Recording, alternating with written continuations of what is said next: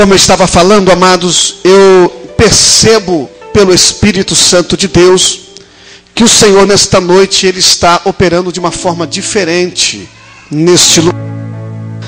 Há um clima de glória que Deus Ele está agindo em nosso meio. Mas para que algumas coisas possam acontecer nas nossas vidas, é necessário que abramos o nosso coração.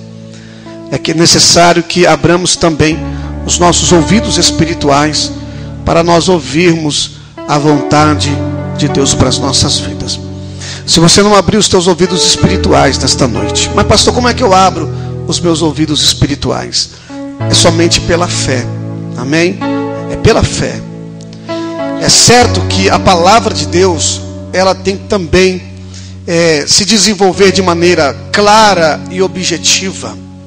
Mas hoje eu vou pregar nesta noite sobre um conceito e uma forma que Deus age na nossa vida, que muitas das vezes, deixa eu usar o branco que é melhor, né? O som. Que muitas das vezes a lógica humana não compreende a forma como Deus Ele vai trabalhar ou como Deus trabalha em favor das nossas vidas. A razão humana, ela auxilia a fé. Ninguém jamais pode usar a fé sem prontamente também usar a razão. E também não podemos usar a razão sem prontamente também usarmos a fé. A razão observa aquilo que a lógica nos apresenta. A fé, ela vai além do que a lógica consegue compreender. Então nessa noite, irmãos, que a tua fé, ela possa ser aguçada de uma forma que você creia na palavra de Deus. A palavra de Deus diz assim, que a fé, ela vem pelo o ouvir e o ouvir a palavra de Deus. Eu quero que você abra lá no livro de Eclesiastes, livro do rei Salomão, do sábio Salomão. Eclesiastes, capítulo de número 1. Hoje Deus falou de várias formas aqui. E uma das formas que Deus tratou, muito forte, irmãos, mas de uma forma tão carinhosa. Sabe aquela bronca que você recebe, mas ela vem com tanto carinho de Deus para a tua vida, que você nem percebe que é uma bronca. Você fala assim, é verdade, eu sou assim mesmo. Eu estou errado nessa área da minha vida. E Deus fala contigo de uma forma que você entende que é o carinho de Deus para você. As crianças cantaram aqui. E você percebe que quando as crianças cantaram, elas se pronunciaram dizendo sobre o crente geleia, o crente mole. Será que tem crente geleia aqui nessa noite, irmão? Crente gelatina. É quase igual, né? O crente gelatina. Olha que coisa tremenda, irmão. Hoje o que não falta na igreja é crente gelatina, crente mole, né? Crente que quando a vida se apresenta para ele de forma difícil, ele desiste da vida. O crente geleia, né? O crente gelatina. Cadê os crentes gelatina aqui nessa noite, irmão? Outra expressão foi o crente pipoca, né? Mas o pipoca é o que pula, é o que está avivado. É os que são avivados, né? É o crente estilo irmão Jair, né? É só dar um glória forte, ele já sai pulando pela igreja. Glória a Deus. Tá faltando crente assim, irmão. Tá certo que ninguém tem que ser igual a ninguém, né? Mas a gente percebe que bando de crente gelatina, irmão. O crente tem que ser firme na rocha. Tem que ser firme na palavra, irmão. Tem que ser firme em Jesus. Jesus falou assim para Pedro: Pedro, quando tu se converter, confirma aos teus amigos, aos teus irmãos. E a gente precisa se converter de verdade, amados. Nós precisamos permitir que Deus gere em nós uma conversão genuína, que Deus gere nas nossas vidas uma mudança realmente que vai nos transformar de fato. Tem muitas pessoas dentro da igreja que não são transformadas pelo Espírito de Deus, não são transformadas pelo Espírito Santo. E Deus quer operar na vida da pessoa, e a pessoa não permite que Deus opere na vida dela. Ela só permite Deus agir na vida dela apenas em algumas áreas. É muito bom receber as bênçãos de Deus, é muito bom receber de Deus os seus benefícios, mas quando Deus quer tratar realmente conosco de uma forma que realmente venha trazer uma conversão nas nossas vidas, a gente não permite Deus mudar o nosso caráter. Nós precisamos deixar Deus trabalhar o nosso caráter, irmãos. E o nosso caráter tem que ser mudado de dentro para fora. Mudar de fora é muito fácil. Tem que permitir Deus mudar você lá dentro. E quando Deus vai mexer lá dentro, Ele vai mexer na ferida, é na doença, é no machucado. Irmãos, quando você está doente, você fica em casa. Você está muito doente, está muito mal. O que você faz? Agora, se você não é rico, o médico vai na casa dele porque ele tem dinheiro para pagar. Isso não é comum na nossa comunidade, né? Existe um plano aí do governo que tinha médicos que iam. Não sei se isso funciona ainda. Funciona, né? Na minha casa não foi ainda.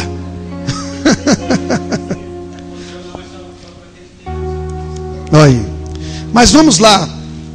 Não é comum isto. Não é comum o médico sair do consultório dele, né, para ir na sua casa curar a sua gripe. Não é comum. Você tem que procurar um médico. E quando você está doente, tem que ir no médico, irmão. Agora, quando você está doente espiritualmente, nós precisamos realmente de uma conversão genuína de Deus nas nossas vidas. Diz amém se você está entendendo. Hoje o chicote vai estralar um pouquinho. Quem achou o capítulo 1 de Eclesiastes? Verso de número 9. Diz assim: o que foi, isso é o que há de ser. E o que se fez, isso se tornará a fazer, de modo que nada há novo debaixo do sol. Há alguma coisa de que se possa dizer: vê, isto é novo? Já foi nos séculos passados, que foram antes de nós. Já não há lembranças das coisas que precederam e das coisas que hão de ser. Também delas não haverá lembrança. Nós que hão de vir depois, nos que hão de vir depois. Eu, o pregador, fui rei sobre Israel em Jerusalém, e apliquei o meu coração a esquadrinhar e a informar-me com sabedoria de tudo quanto sucede debaixo do céu. Essa enfadonha ocupação de Deus aos filhos dos homens, para nelas os exercitar. Atentei para todas as obras que se fizeram debaixo do sol, e eis que tudo era vaidade e aflição de espírito. Aquilo que é torto não se pode endireitar. Aquilo que não falta não pode ser calculado. Amém? Curva tua cabeça. Pai, em nome de Jesus, eu quero nesta noite ministrar a tua palavra com autoridade, com graça, ó Deus, com sabedoria, para que nessa noite a tua igreja seja abençoada pelo teu Espírito, Senhor, e pela tua palavra, Deus, que é o nosso alimento, é que nos sustenta, é que nos corrige, é que nos confronta, Senhor. É a tua palavra que nos aponta a verdadeira direção e o verdadeiro caminho, Senhor. É somente a tua palavra, não há outra fonte fora dela, Senhor. Eu quero te pedir nesta noite que tu possa abrir os olhos do entendimento do teu povo, para que teu povo compreenda a tua vontade nesta noite. Em nome de Jesus, amém e amém. Irmãos, a vida, ela nos reserva muito mais coisas ruins do que boas. Isso é um fato. A gente espera muito da vida, a gente sonha, a gente espera muitas coisas boas, principalmente no que tange na condição de cristão.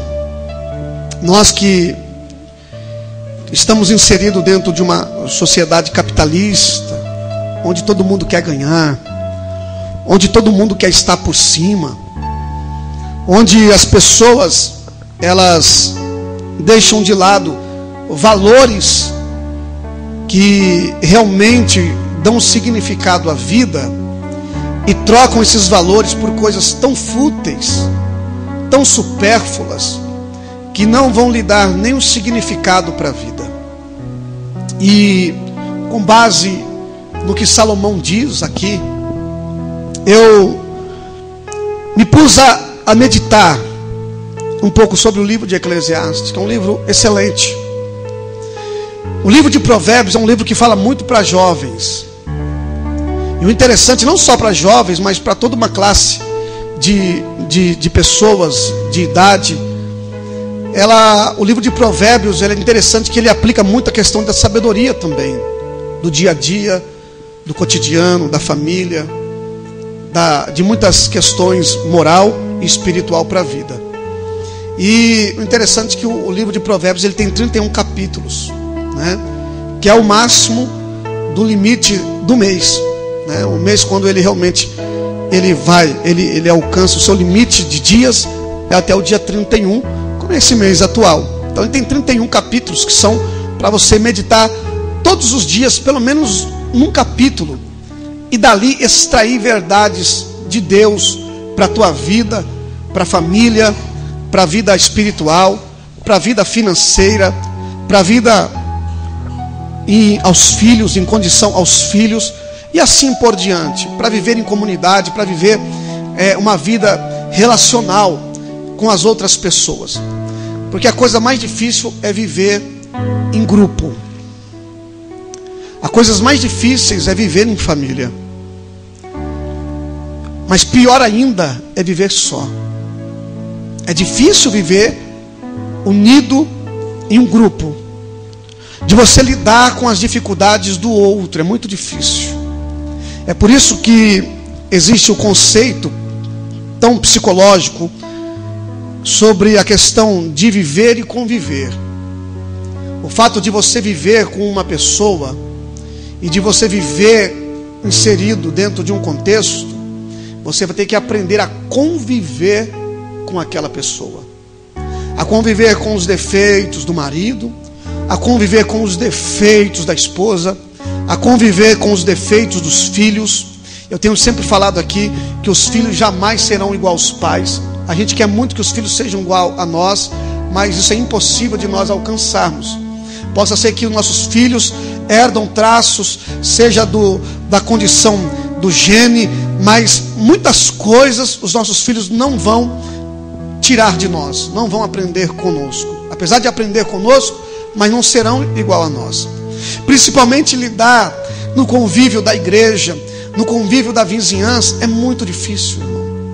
O mundo hoje está intolerante com a outra pessoa. Se fala muito de tolerância, mas o mundo está muito intolerante.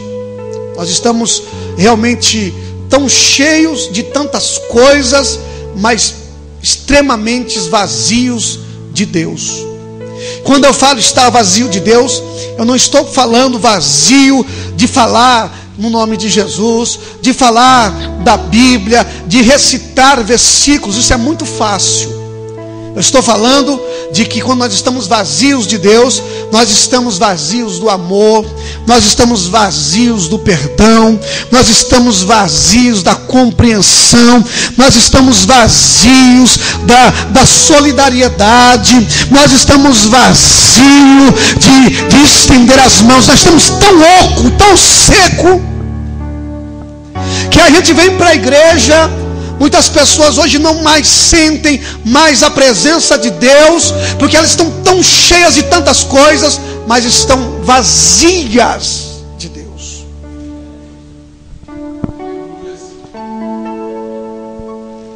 Interessante que Salomão ele passa a observar a vida de uma forma realista. De uma forma, ele pega as coisas da vida. Se você ler o livro de Eclesiastes, ele vai observar tantas coisas. Algumas coisas ele vai dizer, aquilo que nós damos de extremo valor, ele vai dizer, isso é vaidade, isso é oco, isso é vazio. Nós corremos tanto atrás de tantas coisas, do sucesso, corremos atrás da prosperidade, nós corremos atrás, como eu falei, inserido nesse mundo que só quer ganhar, nesse imperativo de uma vida triunfalista, que nós devemos estar acima, que nós devemos estar na frente, que nós devemos estar com a nossa conta cheia de dinheiro, que nós devemos saber tudo e os outros não sabem nada, que só a gente sabe, só a gente conhece, só a gente sabe como fazer, mas os outros não sabem. Isso se chama orgulho, isso se chama altivez de espírito, e Deus não tem nada a ver com isso. Salomão, ele aplica isso ao coração do homem, ao seu coração, como uma experiência de vida, e nos ensinando ao seu povo, de que nós devemos entender as obras de Deus. As obras de Deus, ele diz, quem é que pode endireitar o que Deus faz torto? Nós só queremos saber que Deus faz as coisas retas, mas nós não queremos saber, ou não queremos entender que Deus pode fazer as coisas do jeito dele, da forma dele. E Deus vai usar uma pessoa torta, Deus vai usar as condições que são extremamente ilógicas para nós entendermos a sua vontade. E uma delas são os problemas da vida, as condições que nós não queremos elas, e são as que mais Deus irá usar para nos ensinar. Mas o problema nosso é que nós não queremos aprender. E ele aplica isso como um paradoxo. O paradoxo de Deus, na visão de Salomão, é que quando ele observa as coisas significativas, ele diz assim, olha, é melhor você ir numa casa onde há luto do que numa casa onde há festa. Qual que é o valor que a sociedade dá a isso? É melhor ir aonde? O que a sociedade prega como vencer na vida, ou como estar bem na vida? Dizem, é melhor estar numa festa, curtir uma vida, estar na balada, curtir uma vida doidado, ser o cara, ser a pessoa do momento, ser a pessoa que todo mundo almeja, ser a pessoa que todo mundo quer, ser a pessoa que todo mundo quer estar junto, ser a pessoa que é badalada, que é a pessoa que realmente é conceituada, a pessoa realmente que tem um nome, sabe, uma pessoa que se autodetermina de uma determinada, determinado estereotipo, que se perde a identidade de verdade, apenas para ser abraçado, apenas para ser recebido, apenas para ser querido, apenas para ser aceito. E as pessoas fazem do mal ao pior para serem condicionadas a um contexto de aceitação. Mas ninguém quer pegar o caminho inverso, ninguém quer pegar o caminho contrário. O caminho que, se a gente fosse aplicar, é lógico que Salomão abre uma gama de entendimento, um precedente para nós compreendermos qual é a visão da realidade da vida. Quem quer ir para a casa de luto? fazer uma escolha, a não ser que morra um filho, um parente. Mas se alguém te chamar, te convidar, irmão, ó, eu vou te dar uma proposta hoje. Eu tenho aqui convites para o melhor show da cidade, para os melhores cantores, para as melhores pessoas que estarão lá, área VIP, como é que chama? O camarote, o uísque à vontade, pessoas bonitas, coisas excelentes. Eu tenho essa proposta para você. Mas eu também tenho outra proposta. Morreu uma pessoa, um vizinho, e quero te convidar para ir para o enterro. Você vai comigo? É lógico que não. Lógico que você não vai para o enterro. Você vai para a festa. Você vai para o camarote, para a área VIP. Mas para o enterro não, mas... A sabedoria de Salomão diz que é melhor ir numa casa onde há enterro, onde há choro de fúnebre, do que onde há sorriso e alegrias e cantos dos tolos. Porque ali se vê o fim de todos os homens. Mas quando você vai no enterro, quando você vai num velório, lá você reflete sobre a tua vida, o quão efêmera, o quão fútil é a tua vida. Que quando Deus fechar o relógio do seu suspiro, dizer: meu filho, tua conta exauriu, acabou o seu limite, você está em falta. É quando Deus fala, escreve os dedos, aparece uma mão lá para Nabucodonosor, numa festa, numa badalação, cerveja, vinho, bebida, uísque, estou parafraseando, à vontade, riqueza, ostentação, coisa muito boa. E uma mão escreve para ele lá, Mené, Mené, Tekel, Parsim. Ninguém conseguiu traduzir o que dizia aquela escrita. Chamaram o sábio Daniel, que tinha o espírito dos deuses santos na concepção dele, mas ele estava impregnado da presença do Espírito Santo de Deus na sua vida. Ele foi colocado diante do rei, e ele falou: olha, está escrito aí, nenhum sábio desse mundo pode interpretar para ti, mas há um Deus no céu, que ele vai me revelar o que está escrito ali. Sabe o que está escrito ali, rei? Tu foi pesado na balança de Deus, e tu foi achado em falta, rei. E hoje o teu reino é cortado diante de ti, nos teus olhos. Acabou o dia, foi o último dia de vida para ele. O que adiantou a riqueza? O que adiantou a ostentação? O que adiantou uma vida de balada, uma vida de festa, se naquele dia as pessoas iriam chorar na sua morte?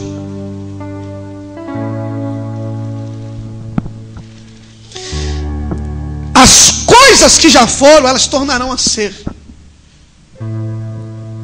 Não é um ciclo da vida que se repete, somente o ciclo da vida. É o paradoxo quando ele nos ensina que nós devemos compreender a vida e observar a vida. E muitas das vezes a vida nos apresenta aquilo que nós não queremos, o oposto daquilo que desejamos, mas nós devemos aprender no oposto daquilo que nós desejamos, que ali Deus está nos ensinando algo, que Deus quer que a gente abramos os nossos olhos para algumas coisas da vida que são relevantes e significativas para viver. Ontem mesmo eu pregava numa festa de um pastor amigo,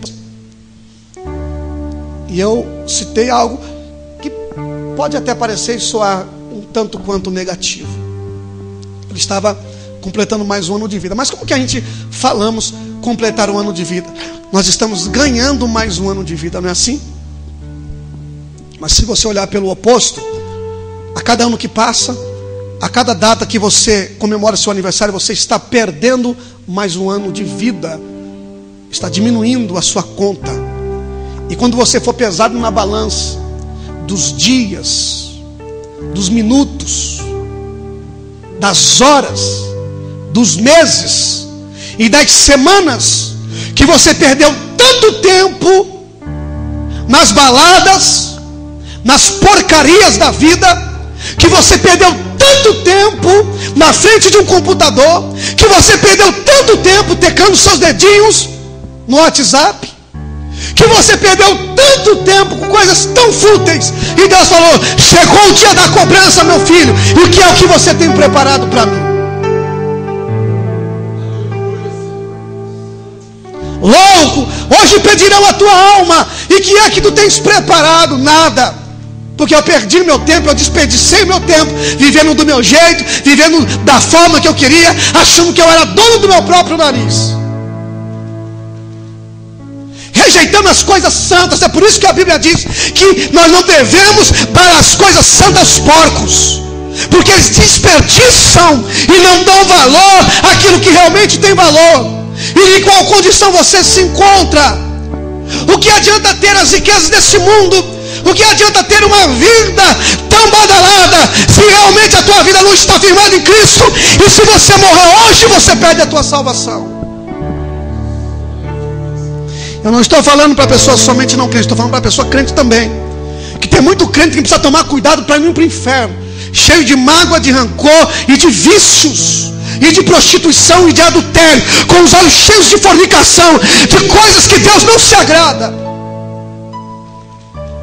Tem trocado a glória de Deus por coisas que não tem valor nenhum.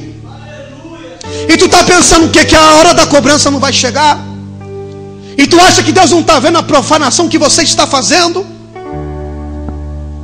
E tu pensa que Deus acha tão bonito você praticar o que você está praticando, e achar que as coisas irão ficar assim, que as consequências não virão, que o fruto não virão? Não vai pensando você que você vai plantar maçã, semente de maçã, e vai colher aquilo que você pensa que não vai colher. Você vai colher maçã, mas se você plantar espinho, você vai colher espinho, meu irmão.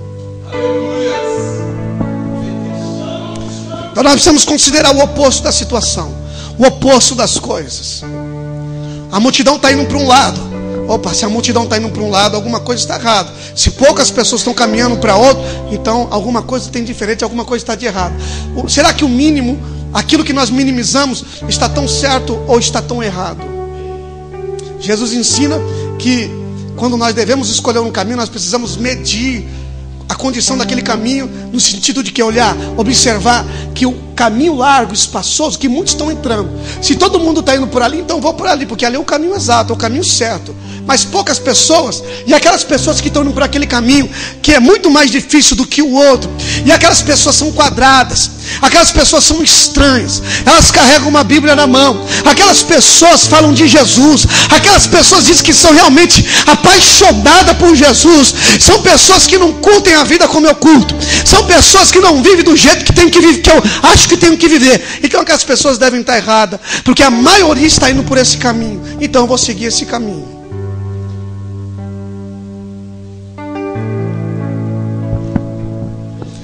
Precisamos analisar a vida, meu irmão, com um olhar de sabedoria. Com um olhar de sabedoria. O paradoxo da vida é que tudo aquilo que na vida nós aprendemos, isso de Jesus. E o paradoxo de Deus, segundo Salomão, quando nós observamos a vida, nós tiramos muitas lições. Mas o maior paradoxo, a maior lição, o maior exemplo, a maior ação em prol da humanidade está na cruz de Jesus, no sacrifício e na morte de Jesus. A palavra de Deus diz que Deus, Ele criou, olha como que é o oposto de Deus, irmão. Para tudo que é necessário criar, precisa-se de como é que eu posso dizer? De uma massa bruta, daquilo que se chama, como é que usa a palavra? Matéria-prima. Exato, filho, muito obrigado. Precisa de matéria-prima. Tudo que é necessário criar neste mundo precisa de matéria-prima. As maiores obras de arte, vamos citar um grande homem da história, Michelangelo. Tem aquela estátua de Davi, onde ele pegou uma pedra de mármore, uma pedra que não tinha aparência nenhuma, não tinha boniteza nenhuma. E ele olhou para aquela pedra, matéria-prima, e daquela pedra, com algumas ferramentas, aquele homem criou uma das estátuas mais magníficas e mais apreciadas da história da humanidade, que é a estátua do rei Davi. Ele olhou uma pedra bruta e disse: daqui pode sair uma obra de arte. Quem olhasse para aquela pedra, que não tem entendimento, não tem sabedoria, não tem visão, diria: o que poderá sair daí? O que se pode fazer de uma pedra? Como é que eu posso usar isso aqui para que isso realmente se torne um significado apreciável? A mente de um homem sábio foi lá e tornou uma estátua que até hoje é venerada e apreciada como uma obra de arte. Deus, na sua criação, Ele diz a Bíblia que no princípio Deus criou os céus e a terra. Hebreus diz que pela palavra ou pela fé os mundos foram criados a partir daquilo que não existe. Agora, a lógica vai compreender isso como, meu irmão? Deus pegou a obra-prima da onde? Deus usou o que para criar um universo tão complexo como este, que a humanidade ainda não conseguiu conceber a lei que rege este universo, de galáxias tão longínquas que os homens ficam tão admirados. Deus usou a palavra. A matéria-prima de Deus foi a palavra, porque do nada Deus criou, como Ele diz, e disse Deus: haja, e disse Deus: faça-se, e disse Deus. O que eu quero dizer com isso, meu irmão? Para Deus mudar a tua história, a tua condição moral, física, espiritual, Deus não precisa de meios humanos.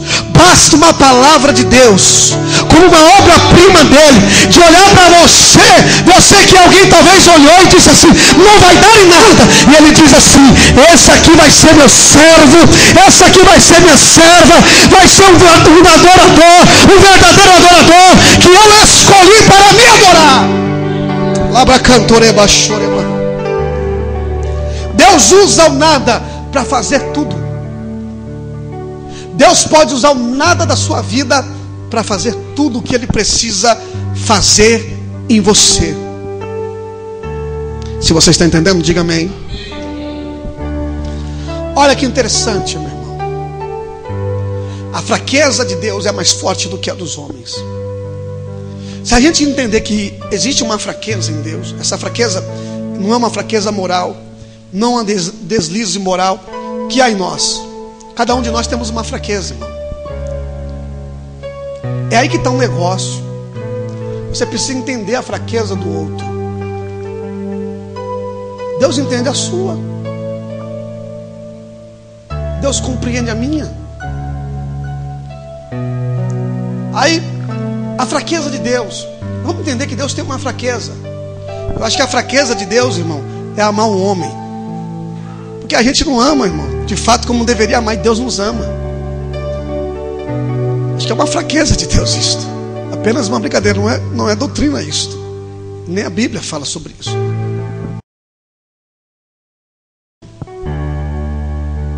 Mas a fraqueza de Deus, ela é mais forte do que a do homem. Paulo aplica isso a Deus usando até a expressão loucura, que a loucura de Deus é mais sábia. Aí você vai contar um testemunho, você vai contar um milagre, você vai falar assim: olha, Deus fez isso assim, assim na minha vida. E as pessoas vão dizer: você até é louco. Como é que Deus faz isso? Será que Ele é louco também? Não, essa loucura de Deus é mais sábia do que a dos homens. É por isso que muitos sábios, muitos inteligentes, muitos poderosos deste mundo não compreendem a sabedoria de Deus e como Ele age no meio da igreja, como Ele age na sua vida. Você está entendendo? Diga amém. O maior poder manifestado de Deus aos homens não foi como quando Ele abriu o mar, como o nosso irmão leu aqui, ou falou de Moisés. Não foi a maior manifestação de Deus, nem quando foi a criação. Quando Deus criou, a maior manifestação do poder de Deus. Não foi ali, irmão. Deus, Ele prova o seu poder para nós, realmente, e a sua existência, a partir das coisas criadas. É aí que nós vemos o quanto Deus é grande, na sua criação, na sua existência, a quem Ele é, o seu caráter. Nós presenciamos a magnitude da criação e dizemos: olha o poder de Deus como é magnífico. Mas a maior manifestação do poder de Deus, sabe aonde se manifestou? Na cruz. A maior manifestação do poder de Deus, porque ele diz assim que é loucura para os homens, para os sábios, mas para nós é poder de Deus. A cruz é o ápice do poder de Deus, irmão. Alguns dizem, homem fraco, um homem que causou escândalo, porque a cruz é escândalo para os judeus e loucura para os gregos. E as pessoas olham para a cruz, os sábios olham para a cruz, religiosos olham para a cruz e dizem: que fraqueza. Mas o cristão, quando ele olha para a cruz, aquele que crê na palavra, que entende quem é que estava ali, diz assim: a maior manifestação do poder e da glória do nosso Deus, porque foi ali que Deus, que o Senhor levou o meu pecado, a minha fraqueza, as minhas mazelas, as nossas enfermidades, levou ali na cruz, porque somente um homem como ele, perfeito, poderia levar todo o pecado da humanidade sobre ele. Somente o poder de Deus, na sua fraqueza, poderia levar todo o pecado da humanidade sobre si, meu irmão. E tem muitas pessoas que não entendem isso. E é por isso que eu digo, tem muitas pessoas que estão na igreja, não são convertidas, porque elas não compreendem o poder de Deus na cruz, o sacrifício de Jesus na cruz. Porque é na cruz que eu tenho perdão, porque é na cruz que eu recebo graça, porque é na cruz que meu joelho se dobra em adoração, para reconhecer as minhas fraquezas e reconhecer na fraqueza dele o poder que magnifica o ser humano, que tira o ser humano do fundo de um poço, que tira o ser humano dos vícios, que tira o ser humano de uma vida de pecados.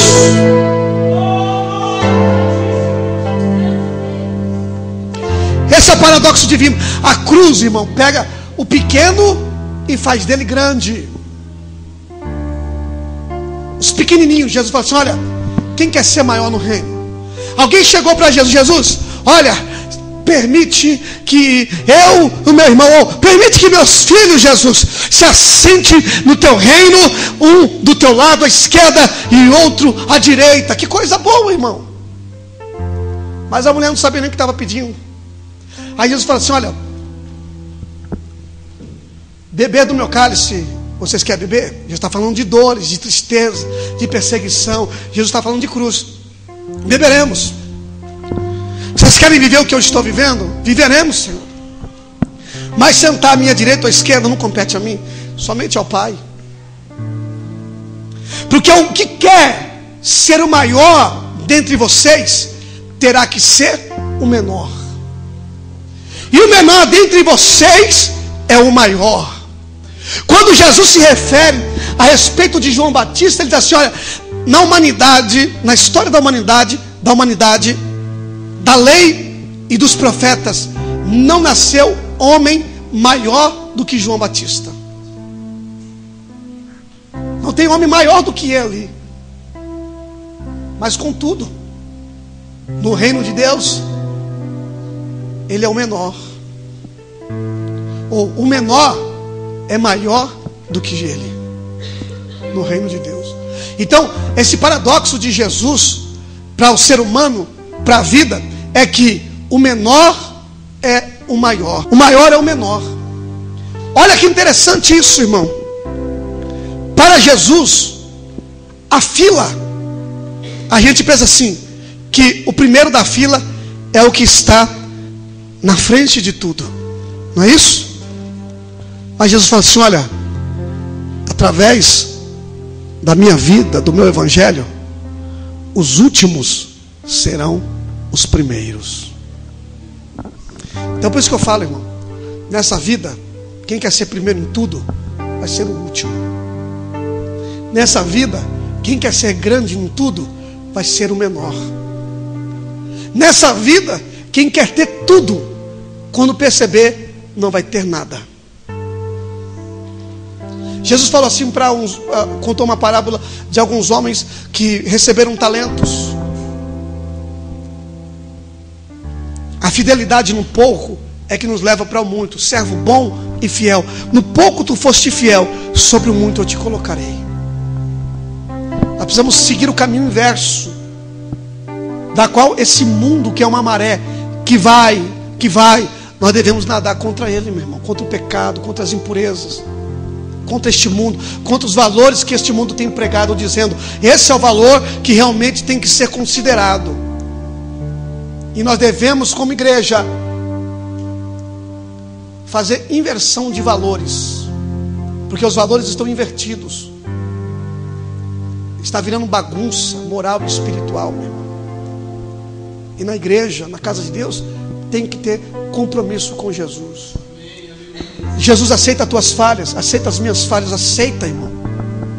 Nos recebe, nos purifica, nos embranquece, nos aperfeiçoa, nos ensina a se aperfeiçoar, nos ensina a andar na sua presença. E muitas das vezes o que Ele vai usar para nos ensinar são ferramentas como tribulação, angústia, perseguição. E ninguém quer isso, irmão. Todo mundo quer viver no bem bom, achando que Deus que com Deus se faz barganha, ou que Deus aceita a moeda de troca, meu irmão.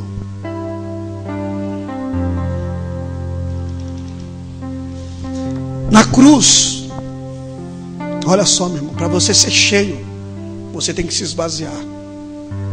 Se esvaziar do teu eu, do teu achismo, se esvaziar do seu orgulho, se esvaziar achando que você sabe tudo. A Bíblia fala, aquele que acha que sabe alguma coisa, pense 2 vezes e diga que não sabe nada. Tem muita gente para dar palpite em tudo, tem muita gente para dizer tudo, mas não quer se esvaziar. E para você ser cheio do Espírito Santo, você tem que se esvaziar. Ninguém quer se esvaziar. Quer todo mundo ser cheio de si mesmo, cheios de arrogância, cheios de verdades. Não, eu sei a verdade, eu conheço a verdade. A verdade é eu que sei. Então precisamos se esvaziar, meu irmão. Isso se aplica para todas as áreas. Como eu falei, relacionamento. O relacionamento é uma das coisas que realmente precisamos amadurecer todos os dias, para que possamos realmente aprender. O casamento é uma ferramenta para Deus te ensinar muitas coisas. A igreja e os defeitos da igreja são as ferramentas que Deus vai te ensinar muitas coisas. E só vamos entender por meio da cruz de Jesus, que é o paradoxo. O apóstolo Paulo diz assim: aquele que está firme tem que se cuidar para não cair.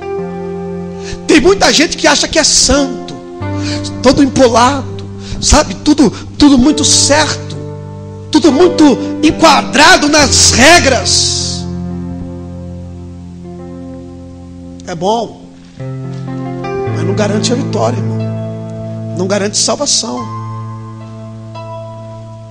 Eu sou do tipo de pessoa, irmão, que eu prefiro ser igual a Jesus, estar no meio dos doidos, dos errados, daqueles que a sociedade não quer dar valor, do que estar no meio de pessoas que são muito certas de si mesmo, que são as donas da verdade, que são os donos da verdade. Esse tipo de pessoa sempre foi um empecilho para Jesus, irmão. Agora, quando a pessoa fala assim: não, Senhor, eu não tenho verdade, irmão, só Tu é verdade. Eu quero aprender de Jesus, eu quero ouvir Jesus, eu quero amar Jesus acima de todas as coisas. Eu não posso acreditar, irmão, que as pessoas trocam Jesus por futebol. Eu não posso acreditar que as pessoas trocam Jesus por uma noite com uma mulher. Que não posso acreditar que as pessoas trocam Jesus por um computador, por uma conversa maliciosa. Eu não posso acreditar nisso, irmão. que as pessoas trocam Jesus por dinheiro, que as pessoas têm trocado Jesus por tantas coisas, e acham que tem que chegar na igreja, que Deus tem que fazer, que Deus tem que operar, que Deus tem que derramar do seu poder, que Deus tem que encher o vaso, que Deus tem que falar.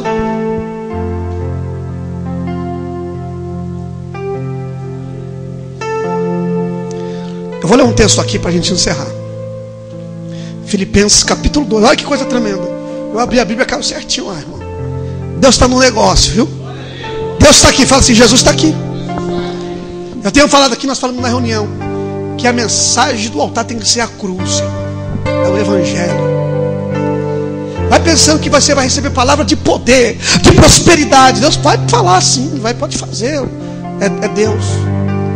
O que a gente vai aplicar aqui é cruz, é Evangelho, salvação, perdão de pecados, arrependimento. Nós precisamos se arrepender todos os dias, irmãos, se humilhar. Por mais que amanhã a gente não melhore no conceito moral, mas nós precisamos se arrepender, se humilhar. Jesus, eu sou um sem vergonha mesmo, Jesus, mas me ajuda a melhorar, Senhor. Eu sou todo errado mesmo, mas me ajuda nas minhas fraquezas. Manifesta o teu poder. É o que Paulo diz quando ele não aguenta mais uma situação, e o Senhor fala: Paulo, a minha graça te basta, porque o meu poder se aperfeiçoa na fraqueza. Porque quando Paulo já se completa, porque quando eu estou fraco, é porque eu estou forte. Não faça da tua fraqueza uma justificação para viver no erro. Faça da sua fraqueza uma manifestação da graça e do poder de Deus na sua vida, meu irmão. Filipenses capítulo 2, a partir do verso de número 3, diz assim: nada façais por contenda ou por vanglória, mas por humildade. Cada um considere os outros superiores a si mesmo. O valor é se considerar superior aos outros, não é isso? O valor do mundo, não é isso? Não é? Se Paulo fosse um homem mundano, ele escrevia: se considere superior aos outros. Mas ele, usando o exemplo de Jesus, diz assim: olha, nada façais por vanglória, contenda ou vanglória, mas por humildade, cada um considere os outros superiores a si mesmo.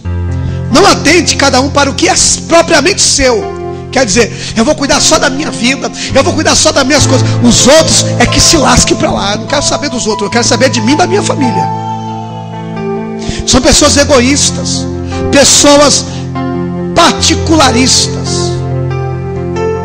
que vivem só para elas.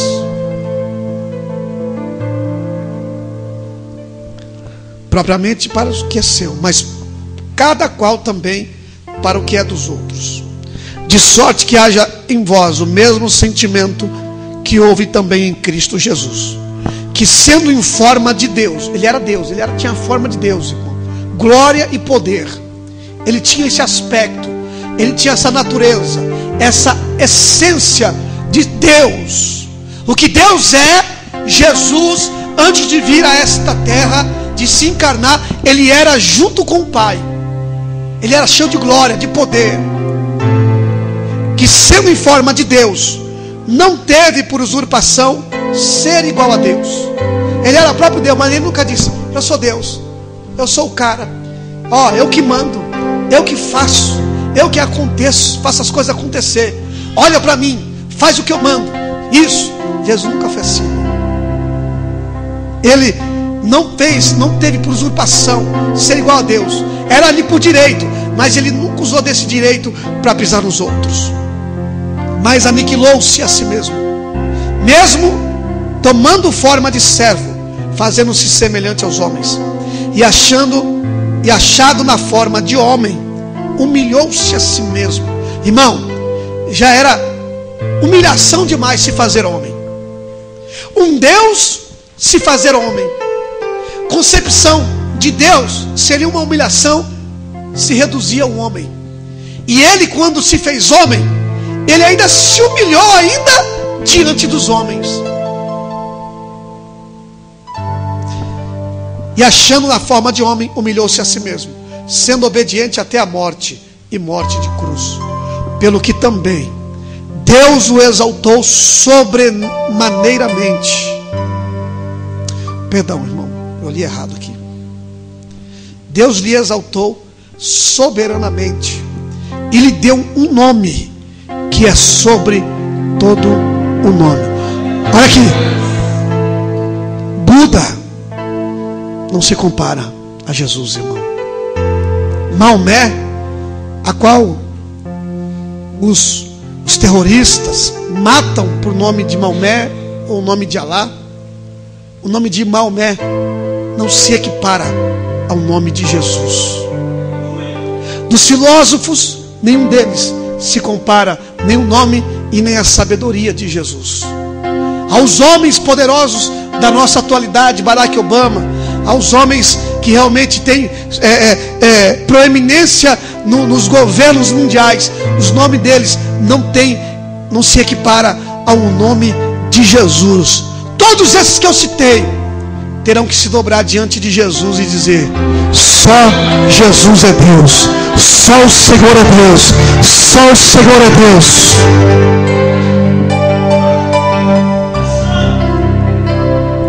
Para que ao nome de Jesus se dobre todo o joelho dos que estão nos céus e na terra e debaixo da terra. Vai chegar um dia, irmão, que Satanás, todos os poderosos, todos os demônios, todos os anjos, do primeiro ao último homem que viveu nessa terra, vão ter que fazer isso aqui, ó, diante do Cordeiro que está sentado no trono.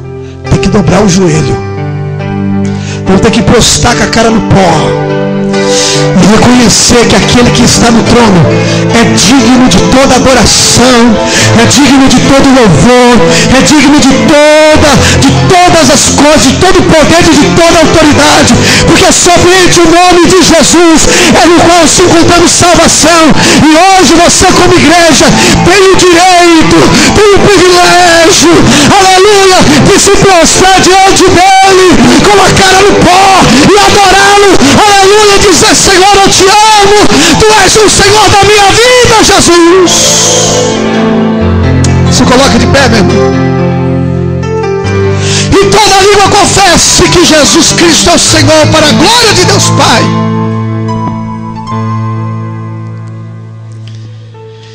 Eu quero orar, irmão.